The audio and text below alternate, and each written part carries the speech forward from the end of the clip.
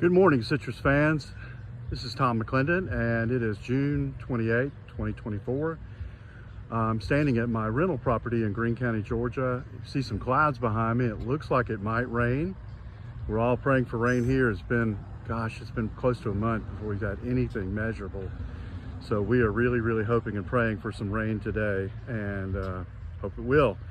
In the meantime, we're busy watering everything and keeping it going. This is part 2 of my video of how I have things planted. And so I'm standing at my rental property in Greene County, which is about 15 miles from my primary residence. And so I have access to water here. I don't try to use electricity. I have a tenant in the house, and so I only use electricity when it's something really essential. As a consequence, I plant things here that are either mostly hardy or benefit from passive protection, such as good siding and so forth. So I thought I would highlight some of the citrus I have planted here. I'm not going to go through all of it. I have about 35 different kinds planted here, some of which I planted as far back as 2017, 2018, some of which I planted this year. So I'll just go through a few of them to kind of highlight what I'm doing. And the first one is the one we're standing in front of. This is Morton citrange. Morton is a navel orange by trifoliate orange. And this is seed grown. It did bloom this year. I don't think it set any fruit, but next year probably will set a good number, and probably off to the races after that. So I'm real excited. Morton is a very attractive ornamental. When it's in fruit and colored up, the fruit look just like navel oranges. They don't taste like navel oranges, but they do look beautiful on the tree, and they do have culinary uses. So for me, citrus is much about the beauty as it is the taste or the use. So I'm very excited about Morton. Can't wait to see it bloom and fruit. The next one is Centon kumquat. Planted this in 2023, and it is a grafted tree. Centon is a kumquat complex hybrid involving a kumquat by a citrange. Centon is very sour. It doesn't ever really sweeten up, but it's a great ornamental. The fruit, when they turn color in the fall, will be almost red. Just a gorgeous one. I had one years ago, and I wanted to plant another one, so very excited. This one's come through one winter, did just fine, and I have no doubt it will be as hardy as Thomasville, and which we will go look at right now.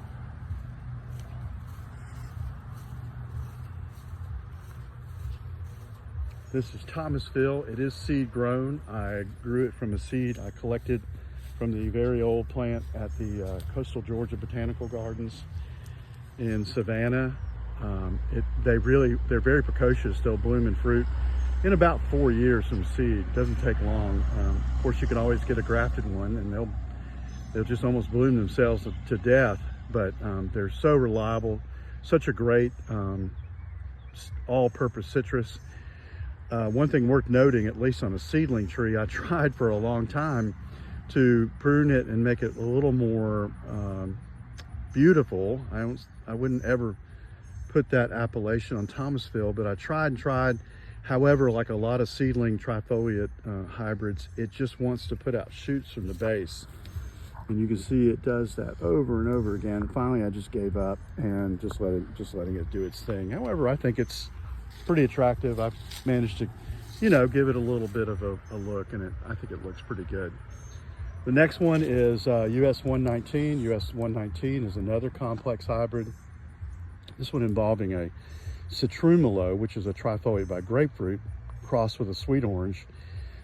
It does produce a very edible fruit. Looks and tastes like a sweet orange with some slight trifoliate overtones when it's first ripe, and then later it loses that and has some very complex tropical flavors. Some people compare it to pineapple or mango.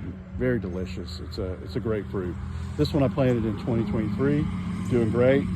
So looking forward to seeing it. It did bloom a little bit, but it didn't set any fruit this year, which I'm not surprised. Very briefly, walking around, see some things blooming. I don't know what this one is. I lost the label on it, so you can see I relabeled it unknown. I don't know.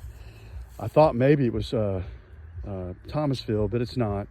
It's a seedling, and it was mine, so I must have thought it was interesting. So I guess we'll just have to wait and see what it turns into. I planted it in 2022, and it came through the winter just fine. So it's whatever it is pretty hardy. Behind that is Citrus echangensis. It's supposed to be the seed, the species, and so I wanted to have that just for as a conversation piece, if nothing else. But it does have the double leaf like a Citrus echangensis is supposed to. It is a seedling. It has not fruited yet, but doing very well. All right, we'll continue around. A couple more.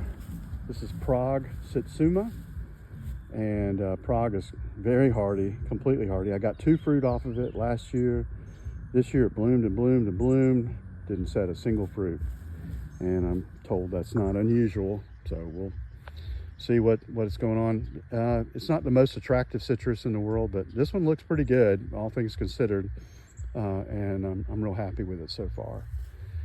Next to it is another one. This is a trifoliate Satsuma.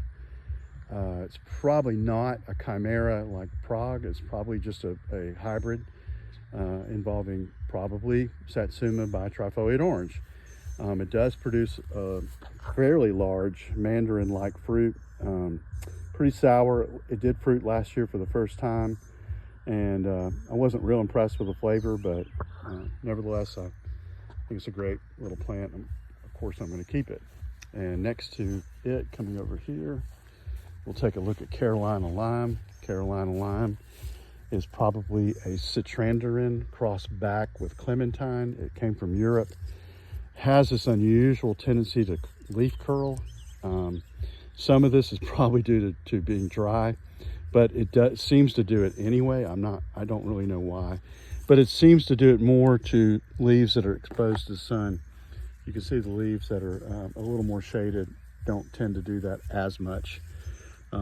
It's a very attractive plant. I love it, and the fruit are really cool. So I've got some fruit coming this year. Looking forward to that. And here's the next 2 are examples of passive protection. I probably wouldn't plant these here now because, well, certainly this one. This is Kishu, and I planted this one in 2018, and it was really hurt by the Christmas freeze in 2022. But I managed to get it through, and it was killed almost back to the graft. It did come back very well. You can see it. You can see where it had some damage there at the base, but it came back just fine, and it has rebounded and set a fair number of fruit this year. So really excited about that. Kishu is a very, very good mandarin. Like I said, it probably deserves more protection than I'm able or willing to give it here, but so far so good. And then next to it is Karaji. I planted Karaji also in 2018, and Karaji is a good bit hardier than Kishu, but even it had about a 1/3 dieback at the Christmas freeze. You can see one trunk that I had to cut back, but it has recovered very well. You can see the fruit set on it this year. Last year it bloomed a little bit, but did not set any fruit. And despite the heat and dry weather, I've gotten a nice flush of growth here, right here at the end of June. So far, very minimal leaf miner, so I'm thankful for that. And got a great fruit set. Looking forward to it. Like I said, I've got a whole bunch more, and I've planted, but we won't go into it today. Maybe some other time. And part 3 will be the oldest and hardiest stuff I have planted about 1.5 miles down the road at my wife's family farm. That'll be another video, but I thank you for tuning in. Hope you enjoyed it, and have a great day.